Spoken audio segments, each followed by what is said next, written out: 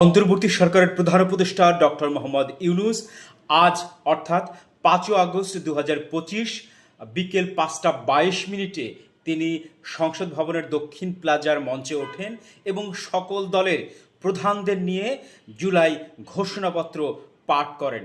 সেখানে বিএনপির মহাসচিব মির্জা ফখরুল ইসলাম আলমগীর, এনসিপির আহ্বায়ক নাহিদ ইসলাম, বাংলাদেশ জামাত ইসলামীর মহাসচিব মিয়া গোলাম পারোয়ার, এছাড়াও গণসংহতি আন্দোলনের জুনায়েদ সাকি এবং শীর্ষ দলের নেতারা উপস্থিত ছিলেন এবং তাদের সম্মতি এবং তাদের উপস্থিতিতে তিনি ঘোষণাপত্র পাঠ করেন।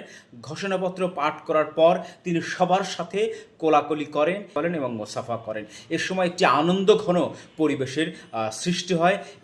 এই জায়গাটিতে বিএনপির মহাসচিব মির্জা ফখরুল ইসলাম আলমগীর এবং এনসিপির আহ্বায়ক নাহিদ ইসলামকেও কিন্তু কোলাকুলি করতে দেখা যায়।